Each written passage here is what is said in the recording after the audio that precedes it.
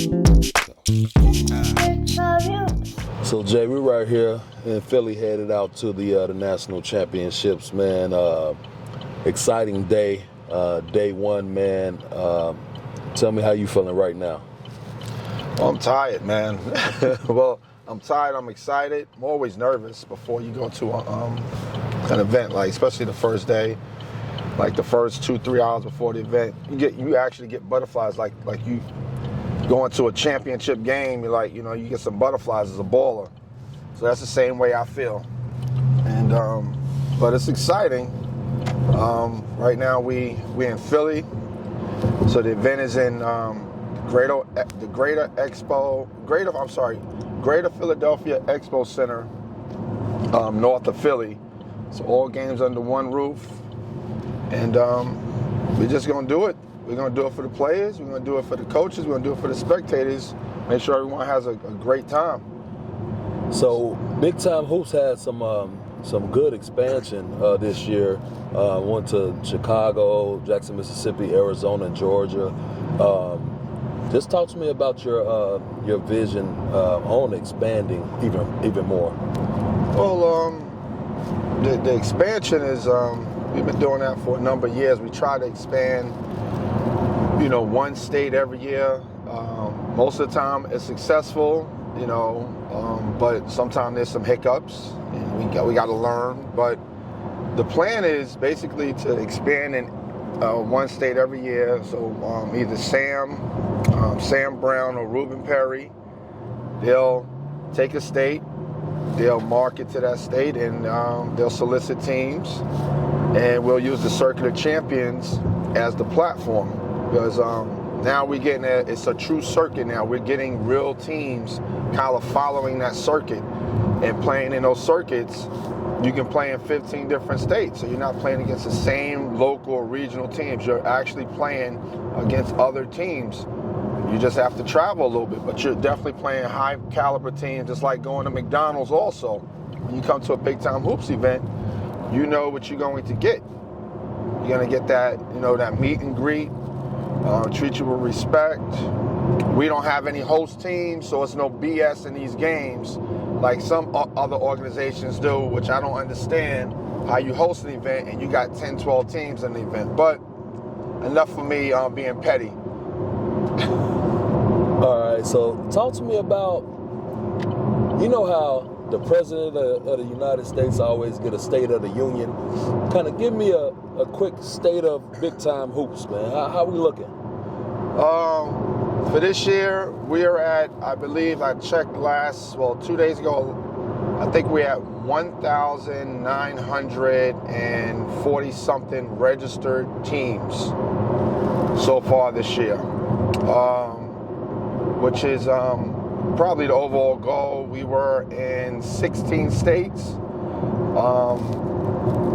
We have some small events, which I consider small, on 4 courts. And that's about 48 teams, to 10 courts, and we fit about 140, 150 teams. So right now, we're hitting our goals that we set for the number of registered teams. Our goal was to get 2,000, basically by the middle of August. I believe we're going to get that. We expanded, and I think maybe 4 states this year, which was a lot. Maybe 4 or 5 states, which was a big undertaking. I believe out of those are successful events as well under the Circuit of Champions.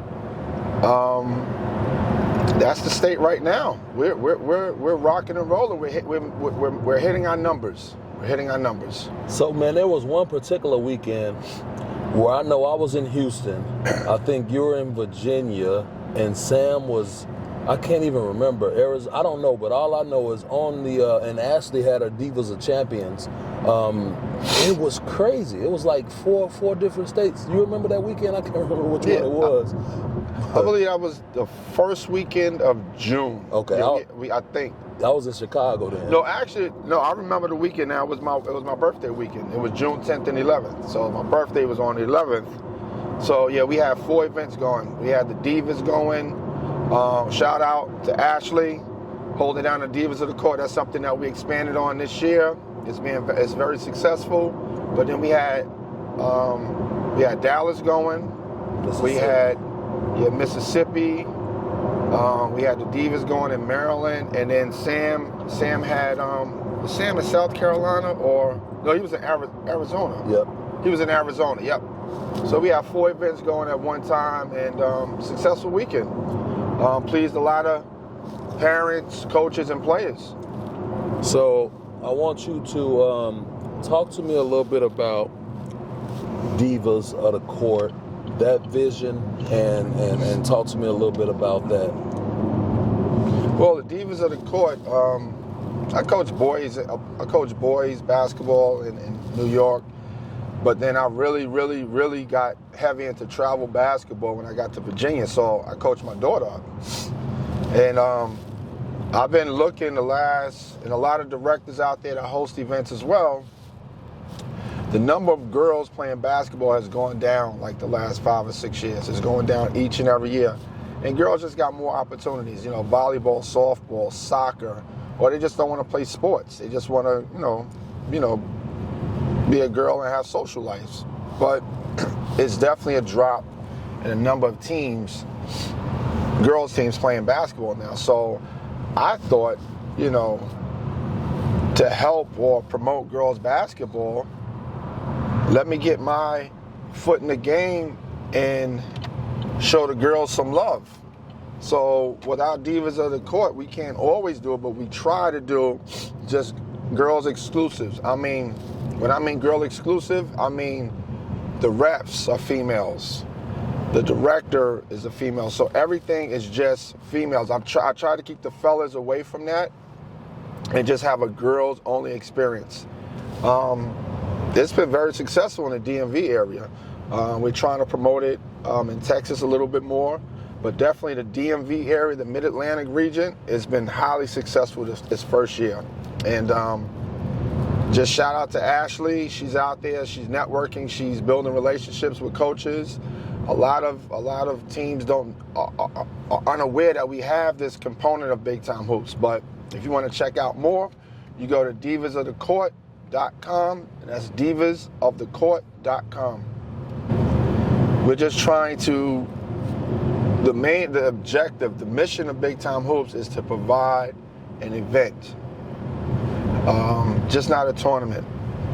But when you win, you get custom awards, you get the interviews, you get, the shout outs. It's really a good time, and then we try to have our events and places to go where the family can come, they can have a good dinner, they can go shopping, they can have some entertainment. So that's what we try to focus on. We try to give the teams experience. So we've kind of linked up over the past 2 or 3 years with like some venues that cater to family. They have rock climbing, they have in-house restaurants on site. They have massage therapy and all this other stuff. So we're trying to cater toward the whole family, not just the player, because player is important. Shout out to all the players. But we're trying to provide an experience for the whole family. Because as y'all know, you bring the siblings along, the younger ones, and they get bored pretty quick, watching these games. So we need something for them to do, maybe during the breaks or after the game or before the game. So that's what we try to do. We try to give an experience. We try to do the event. So, shout out to all the venues that host our events and that take care of us. Definitely appreciate that. Do you have a most memorable moment at a Big Time Hoops event or a funny story about Big Time Hoops? There's a bunch. The most memorable, we had some. Well, the most memorable is basically almost a tragedy. But this is what comes back to teamwork and being together and watching out for each other. I know there's a lot of stuff that goes on in AAU basketball. It's not in basketball, just in youth sports right now. Baseball, volleyball, football, basketball. So a lot of that's getting a bad rap. You can go on YouTube and you can just Google stuff and see the foolery that goes on from parents, especially the parents. But this is a tragic story. It could have been a tragic story, but it wasn't because of teamwork and then someone caring for themselves or making sure someone is all right. So I believe it was like 4 years ago, event we had in Virginia. I wasn't there actually. We had an event in Virginia. 6'7", 6'8" kid that played football also. He was subbing in at the clock. He was kneeling down, and he collapsed. So his coach, and I forgot the young man's name, but the coach was like, yo, hey, Aaron, you know, get up. Come on, sub in. Stop playing around. Because he was a jokester on the team. 6'7", 6'8" kid, healthy. I believe he was 17 at the time. Hey, yo, come on, get in the play. Get in. Stop playing. So the coach, like, saw he wasn't responding. He turned him over, and basically eyes rolled back in his head and everything else. He wasn't breathing. So at that time, the coach got everyone's attention. We had 2 nurses just jump out of the stands and then started administering first aid to him, but he was unresponsive. So one of the nurses said, hey, you know, locate a EKG machine, the machine that shocks you back. So thank God we were in a public high school. So the staff just kept running. Like, it was about 4 or 5 people just took off out of the gym and ran up and down the hallways. They located the machine, brought it back within like a minute, 2 minutes, shocked the young man back. So come to find out, he had a heart condition that, you know, unless you have these tests, they did not, you know, this kid was just picture of health. But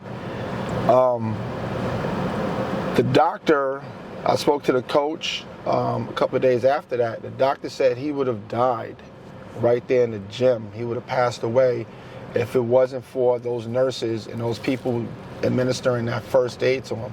So I know you see all this stuff on YouTube, and it's painting a bad picture for youth sports. But, you know, there's a lot of good people out there also. There's a lot of good people out there saving lives. There's a lot of people that enjoy coming to a game, watching their child grow in front of them. So that's my most memorable moment, because it was a team effort.